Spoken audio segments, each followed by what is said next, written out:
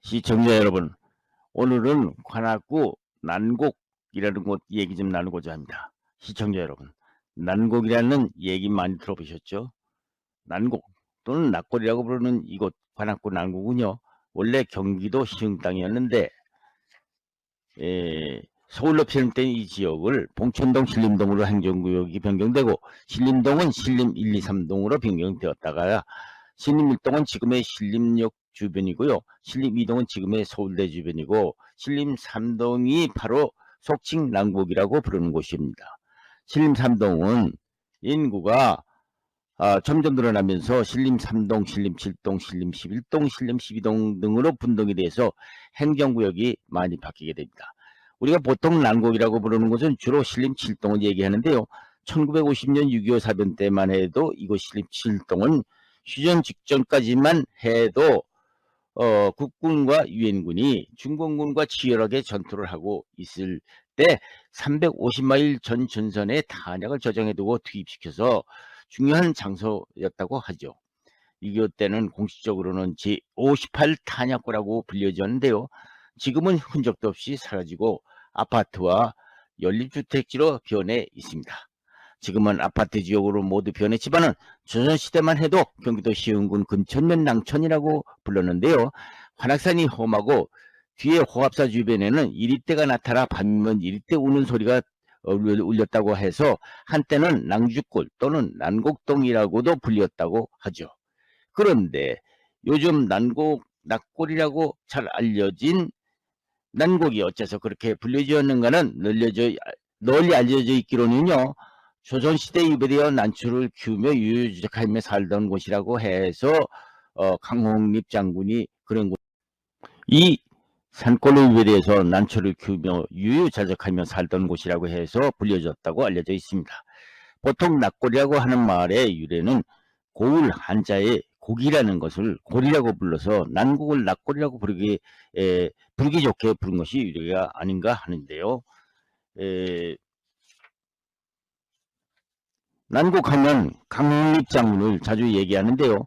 강홍립 장군은 조선조 명종 15년에 출생해서 인조 5년에 세상을 떠나 이곳에 묻힌 곳인데요.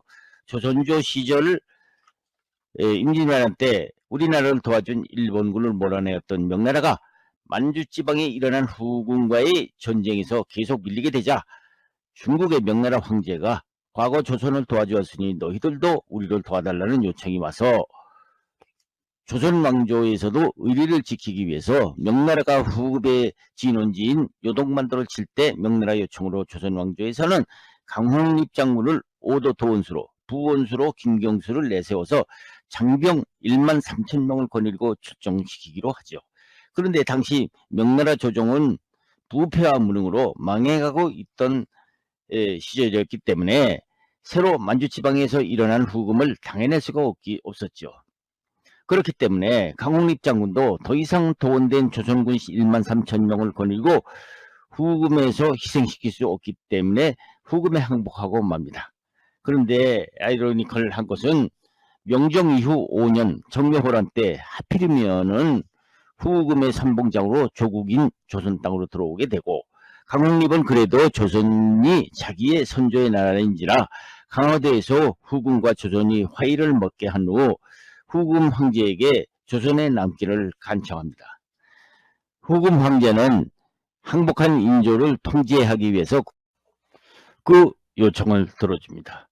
그러나 강홍립이 강화도 회의 주역으로서 조선 조정에서 대우를 받을 줄 알았는데, 오히려 조선 조정은 강홍립을 역신으로 몰아가지고서 관직을 삭탈시키고 관악산 및 후미진 산골 난곡에 유배시켜서 조정에는 어신도 못하게 하는 바람에 이곳에 유배되어서 유유자적하며 생을 마쳤다고 합니다. 시청자 여러분, 웬 난곡 얘기가 나오다가 강홍립 장군 얘기를 그렇게 길게 얘기하느냐고 하시겠지만은, 이곳은 애초 신림 3동이었다가 신림 11동, 12동, 13동으로 5개 동까지 행정구역 범위가 넓혀지자 이제는 이 지역 인구가 10만 명이 넘는 밀집 주거지역으로 늘어나 관악구 서남 쪽으로 금천과 경계를 이루고 있는 곳이기 때문에 한때는 이리때 울음소리와 6.25 전쟁 중에는 탄약이 산재되어서 국토방위의 선봉지대로 남아있던 곳이기는 하지만은 언제부터 인구 10만의 인구 밀집 지역으로 되었을까는 궁금하지 않을까요? 그 근원을 찾자면은 1968년 지금의 용산 무허가 판잣집 난개발로 몸살을 앓던 용산구 이촌동 재개발로 인해서 1968년 이곳으로 집단 이주시킨 철거민 정착지역으로서 이 난곡은 그동안 판잣집으로 형성되어 있었지만은 1995년부터 재개발 사업을 본격적으로 착수해서 이제는 전형적인 아파트 주거지역으로 변했죠. 지금은 전형적인 살기 좋은 전원 도시격 아파트 지역으로 변했지만요. 신림 7동은 가파른 지금의 언덕에 닥치닥치 지어진 판잣집에서 그 어려웠던 삶을 살았던 추억이 어려있던 곳이기도 합니다. 이곳에 살았었던 사람들은 그곳을 잊지 못하고 있죠. 사실 너무 가파른 산 언덕에 교통사정도 나쁘고 수돗물도 잘 안 나와 물지게 나르던 시절이었지만은 그곳에 살았던 시절은 정말 정든 곳이었죠.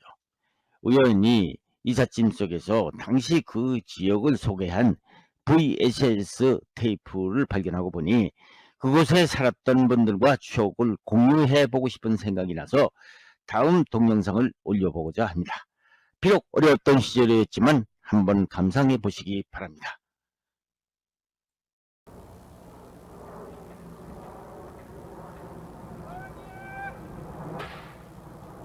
뻥 튀기는 소리가 끊이질 않는 산꼭대기 주차장 앞 공터. 쉰줄의 강남석 씨를 처음 만난 건 겨울이 저물어가던 2월경이었다. 낮부터 2살박이, 3살박이 두 아들 대장 노릇을 하는 가장.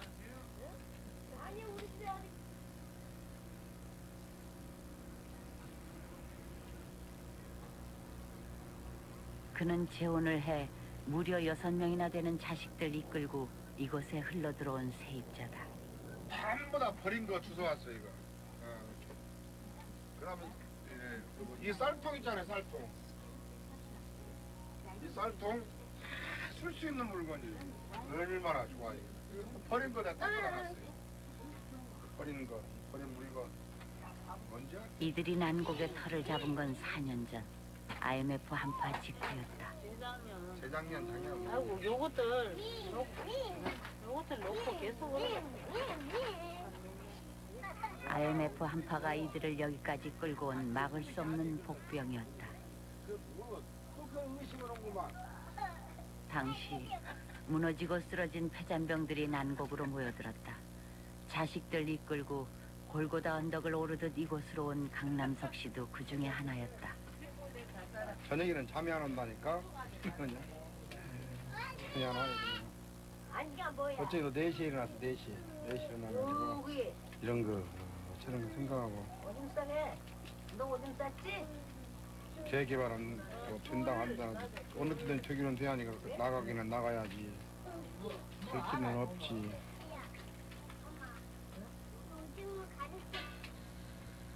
그에게도 잘 나가던 시절이 있었건만 사업이 실패했을 때도 뚝심으로 견뎠고 재기를 꿈꾸며 건설 노동자로 굳건히 일어섰었다.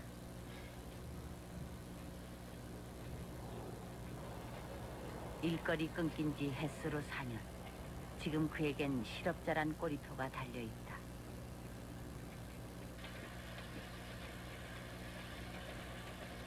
아니야 없지마고 없죠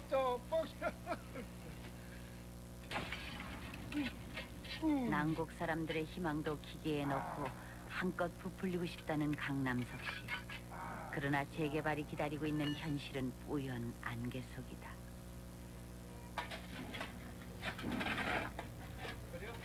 지난 2월 말 동장군이 한 발짝 물러설 무렵 빈 상가 앞으로 효숙이 엄마를 비롯해 동네 주민들이 곡괭이를 들고 몰려들었다.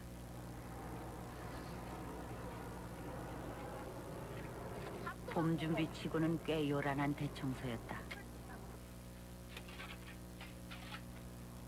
모인 사람들은 8평 시멘트집 가옥주들.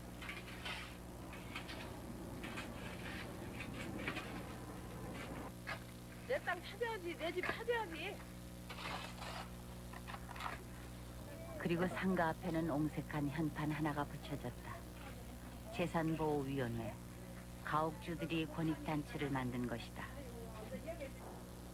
봄으로 접어들면서 난곡엔 새로운 기운이 감돌고 있었다.